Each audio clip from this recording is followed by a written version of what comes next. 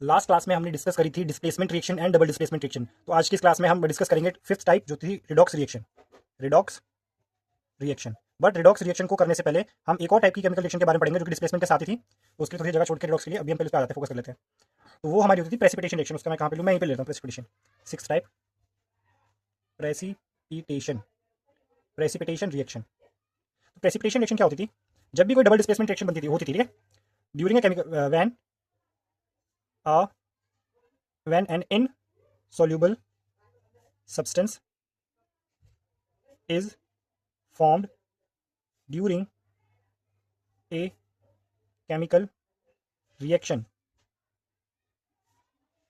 that substance is called precipitate उस reaction उस चीज को प्रेसिपिटेट कहते हैं and the reaction is called and the reaction is known as precipitation reaction. तो ये थी प्रेसिपिटेशन रिएक्शन के बारे में। तो प्रेसिपिटेशन रिएक्शन क्या होती थी? जब भी कोई व्हेन इनसॉल्युबल सब्सटेंस, जब कोई इनसॉल्युबल सब्सटेंस बन जाता था किसी भी केमिकल रिएक्शन में, तो उसको हम प्रेसिपिटेट बोलते थे, पीपीटी। प्रेसिपिटेट का शॉर्ट फॉर्म होता है पीपीटी, पीपीटी। और ऐसी रिएक्शन को जिसमें पीपीटी बनता था, कोई ऐसा सब्सटेंस, कोई इनसॉल्युबल सब्सटेंस बन जाता था, तो उन रिएक्शंस को हम बोलते थे प्रेसिपिटेशन रिएक्शन। जैसे कि हम एक एग्जांपल लेते हैं, ले ले एग्जांपल, ले ले। हमने लिया सोडियम सल्फेट और बेरियम क्लोराइड। जब हमने इनकी आपस में रिएक्शन कराई तो बन जाता है बेरियम सल्फेट और NaCl। तो ये जो होता है ये व्हाइट पीपीटी बना लेता है, व्हाइट पीपीटी। ये बॉटम में उसके जाके इनसॉल्युबल आ जाता है, सॉल्यूशन में इनसॉल्युबल रहता है, ये व्हाइट पीपीटी बना लेता है।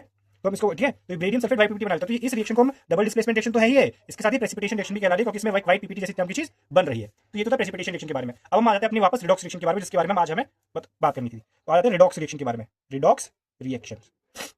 तो रिडॉक्स रिएक्शन में क्या होती है? दो चीजें साइमल्टेनियसली हो रही होती है। कौन सी चीजें? दो चीजें। कौन कौन सी चीजें? पहला होता है उसमें ऑक्सीडेशन एंड रिडक्शन। जब oxidation and reduction occur simultaneously in a chemical reaction then such reactions are called redox reaction। उनको रिडॉक्स रिएक्शन नाम दे दिया जाता है जिसमें ऑक्सीडेशन और रिडक्शन साथ साथ हो रहे हों। तो रिडॉक्स रिएक्शन की डेफिनेशन थी, ठीक है, बेटर है, ठीक है। तो ये था इसके बारे में। अब हम डिस्कस कर लेते हैं इसके बारे में। अब हम बात करते हैं ऑक्सीडेशन होता है क्या और रिडक्शन क्या होता है। ऑक्सीडेशन और रिडक्शन। तो ऑक्सीडेशन एज पर क्लास 10 क्या होता है? Addition of hydrogen oxygen. जब किसी भी चीज में ऑक्सीजन जुड़ रही हो तो उसका ऑक्सीडेशन हो रहा होगा, या फिर उसमें से रिमूवल ऑफ हाइड्रोजन, या उसमें से अगर हाइड्रोजन निकल रही है तो भी ऑक्सीडेशन हो रहा होगा। तो ऑक्सीडेशन की आपको ये चीज याद रखनी है। फिर आ जाओ रिडक्शन क्या होता है। रिडक्शन को याद रखना है हमें। Addition of hydrogen. इसमें हाइड्रोजन अगर जुड़ रही है तो उसका रिडक्शन हो रहा है, और अगर ऑक्सीजन रिमूव हो रही है तो उसका रिडक्शन होगा। उसका उल्टा है ऑक्सीडेशन का। तो ऑक्सीडेशन में क्या होता है? ऑक्सीजन जुड़ता है और हाइड्रोजन हटता है। रिडक्शन में क्या होता है? हाइड्रोजन जुड़ता है और ऑक्सीजन हटता है। तो हमें ये चीज रखनी है, ऑक्सीडेशन क्या होता है और रिडक्शन क्या होता है। अब हम एक एग्जांपल ले लेते हैं जिसके केमिकल रिएक्शन में जिसमें ऑक्सीडेशन रिडक्शन दोनों ही हो रहे हो साइमल्टेनियसली। तो उसका एग्जांपल हम लेते हैं। हमारे पास एक अच्छा एग्जांपल दे रखा है। पहले हम ऑक्सीडेशन का एग्जांपल लेते हैं। तो एग्जांपल ऑक्सीडेशन का हमारे पास मान लो कॉपर है और ऑक्सीजन है। तो कॉपर और ऑक्सीजन आपस में रिएक्ट करके बना लेते हैं कॉपर ऑक्साइड। इसको बैलेंस करना है, बैलेंस कर लो। तो हुआ क्या देखो, पहले कॉपर के पास ऑक्सीजन नहीं थी, बट रिएक्शन के बाद कॉपर के साथ ऑक्सीजन जुड़ गई, तो कॉपर का क्या हो गया? यहाँ पे ऑक्सीडेशन हो गया, ऑक्सीडेशन इस तरीके से। अब देख ले रिडक्शन का देख लेते हैं हम यहाँ पे। ये मान लो कॉपर ऑक्साइड था हमारे पास और हमारे पास हाइड्रोजन गैस थी, इनके बीच में रिएक्शन हुई, कॉपर अलग हो गया और पानी इधर हो गया। तो देखो इसमें पहले क्या था? पहले कॉपर में ऑक्सीजन जुड़ी थी, इसलिए उसका ऑक्सीडेशन हुआ। अब क्या हुआ? कॉपर ऑक्साइड थी और बाद में कॉपर अकेला रह गया। अब कॉपर ऑक्सीजन हटी है, इसमें से हटी है ऑक्सीजन, तो क्या हो जाएगा? रिडक्शन। और हाइड्रोजन में क्या हुआ है? हाइड्रोजन में ऑक्सीजन जुड़ा है, इसका हुआ ऑक्सीडेशन। तो इस केमिकल रिएक्शन में ऑक्सीडेशन हो रहा है कॉपर, ऑक्सीडेशन हो रहा है हाइड्रोजन का, और रिडक्शन हो रहा है कॉपर ऑक्साइड का। यहाँ पे ऑक्सीडेशन भी हो रहा है, रिडक्शन भी हो रहा है। तो इस केमिकल रिएक्शन को हम बोलते हैं रिडॉक्स रिएक्शन। तो ये एक रिडॉक्स रिएक्शन का एग्जांपल है। तो हमने समझ लिया ऑक्सीडेशन, रिडक्शन और रिडॉक्स रिएक्शन क्या होती है। अब एक बहुत इंपॉर्टेंट चीज बात आती है, दो टर्म आते हैं, oxidising agent and reducing agent. अब देखो जिसका ऑक्सीडेशन हुआ है, ये जिसका ऑक्सीडेशन हुआ है वो ऑक्सीडाइजिंग एजेंट है। सॉरी, ऑक्सीडाइजिंग एजेंट का मतलब है जो ऑक्सीजन प्रोवाइड कराए। तो ऑक्सीजन प्रोवाइड कौन कराएगा? जिसमें से ऑक्सीजन हटी हो। ऑक्सीडाइजिंग एजेंट का मतलब होता है जो ऑक्सीजन प्रोवाइड कराए, उसको ऑक्सीडाइजिंग एजेंट बोलते हैं। अब कौन प्रोवाइड कराएगा? O2, जिसके पास निकल रही होगी O2, है ना, जिसमें से निकल रही होगी। तो इस रिएक्शन में देखो कॉपर के पास पहले ऑक्सीजन था और बाद में उसके पास नहीं था, मतलब इसने छोड़ा ऑक्सीजन, तो यही प्रोवाइड कर रहा है ना। तो जिसका रिडक्शन हो रहा होता है उसी को ऑक्सीडाइजिंग एजेंट बोलते हैं, ठीक है। और रिड्यूसिंग एजेंट का मतलब होता है जो ऑक्सीजन क्या कर रहा हो? जो ऑक्सीजन हटवा रहा हो, जो ऑक्सीजन रिमूव कराए। जो रिमूव कराएगा वो रिड्यूसिंग एजेंट होगा। और ये होते हैं ऑक्सीडेशन के। जिसका ऑक्सीडेशन होगा वो रिड्यूसिंग एजेंट है, और जिसका जो ऑक्सीडाइजिंग एजेंट है उसका रिडक्शन हो जाएगा। मतलब जिसका रिडक्शन हो रहा है वो ऑक्सीडाइजिंग एजेंट है और जिसका ऑक्सीडेशन हो रहा है वो रिड्यूसिंग एजेंट है। कैसे? दोबारा बताता हूं मैं। ऑक्सीडेशन की डेफिनेशन पर याद करो। ऑक्सीडेशन की क्या थी डेफिनेशन? ऑक्सीडेशन, ऑक्सीडेशन में क्या था? O2 जुड़ जाता था और H2 रिमूव हो जाता था, ये होता था। रिडक्शन का क्या था?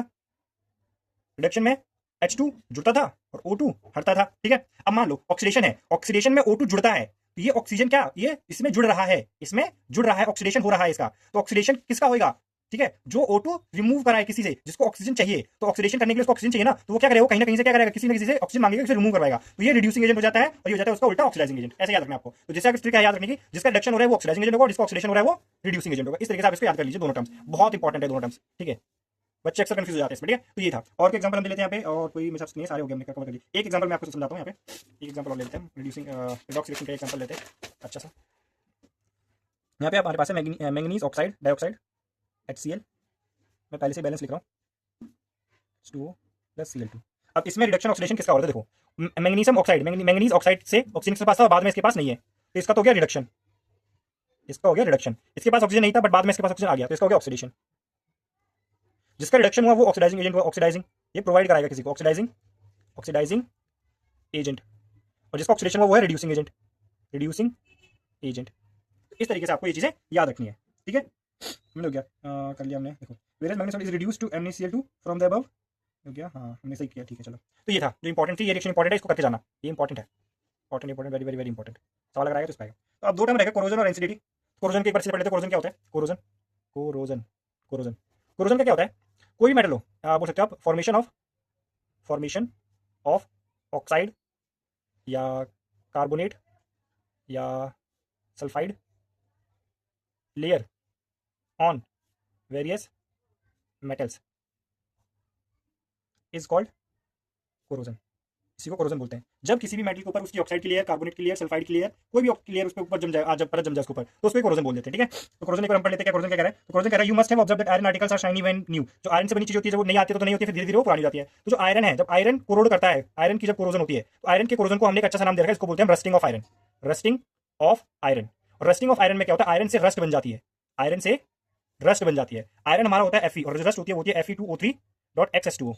ये रस्ट का फॉर्मूला है, जिसमें पानी के मॉलिक्यूल कुछ जुड़ जाते हैं तो ये रस्ट बना लेता है। और रस्ट की वजह से क्या होता है? एकदम भुरभुरा, ये रेडिश ब्राउन सब्सटेंस होता है, रेडिश ब्राउन सब्सटेंस, जिसकी प्रॉपर्टीज आयरन से बिल्कुल ही अलग होती है। फिर आ जाती है रेंसिडिटी। रेंसिडिटी, रेंसिडिटी क्या होता है? Oxidation of oil, oxidation of oily substance to form rancid. जो भी ऑयल वाली चीजें होती हैं, उस ऑयल का क्या हो जाता है? ऑक्सीडेशन हो जाता है। और उन ऑयल का ऑक्सीडेशन हो जाने से एक चीज बनती है रेंसिड। और रेंसिड एक ऐसा सब्सटेंस होता है जो होता है बैड स्मेलिंग सब्सटेंस होता है, बैड स्मेलिंग सब्सटेंस, जिसकी वजह से उसमें से बदबू आने लगती है। जो भी हमारे चिप्स वगैरह होते हैं, ऑयल वगैरह की चीजें जो दुकानों में बिकती हैं, अक्सर क्या होती है, अगर उनको खुला छोड़ दिया जाएगा तो ये रेंसिड फॉर्मेशन कर लेंगे, कि हवा में ऑक्सीजन होता ही है, हवा में से ऑक्सीजन होगा तो उसमें ऑक्सीडेशन हो जाएगा उसका, और ये रेंसिड बना लेंगे, जिसकी वजह से उसमें बैड स्मेल आएगी। तो इसी चीज से बचने के लिए हमारे जितने चिप्स होते हैं, जो ऑयली चीजें खाते हैं, उनमें नाइट्रोजन गैस क्या कर देती है? फिलअप कर दी जाती है। तो नाइट्रोजन गैस क्या होती है? वो उस ऑयल के साथ रिएक्ट करती ही नहीं, ना के बराबर रिएक्ट करती है वो, तो उससे रेंसिड नहीं होता, रेंसिड नहीं होता तो खराब नहीं होते। बट अगर मान लो हम उसको ऑक्सीजन के साथ ही पैक कर देते तो ऑक्सीजन के साथ ऑक्सीडेशन हो जाता, उसका ऑक्सीडेशन हो जाता तो रेंसिड बन जाता, रेंसिड बन जाता तो उसमें से स्मेल आने लगती। इसलिए जितनी भी हमारी ऑयल से बनी चीजें होती है, उनको लंबे समय तक करने के लिए हम उनमें ऐसी चीजें डालते हैं, एंटीऑक्सीडेंट डालते हैं, मतलब ऐसी चीजें जिससे उसका ऑक्सीडेशन का जो रेट है, इसका जो स्पीड है वो कम हो जाए, जिससे वो लंबे समय तक अच्छी बनी रहे। ये जितनी भी नमकीन वगैरह देखो, उसमें एंटीऑक्सीडेंट नीम की पत्ते डाल देते हैं कभी-कभार, ताकि क्या उसमें से जल्दी से जल्द रेंसिड ना बने और वो लंबे समय तक बेची जा सके। दुकानों पे खुली नमकीन लेने जाते हो, उसमें पूछना उनसे तो खुली नमकीन रहती है तो पैक करके क्यों रखते हैं हमेशा? इसलिए पैक करके रखते हैं, अगर पैक करके नहीं रखेंगे तो रेंसिड बन जाएगा, और रेंसिड बनने से उसमें से स्मेल आने लगती है। तो रेंसिडिटी के बारे में था। तो इसीलिए ये चैप्टर हो जाए खत्म हमारा। अब नेक्स्ट क्लास में हम देखेंगे मैथ का चैप्टर नंबर 1, जिसका नाम है रियल नंबर्स। Thank you.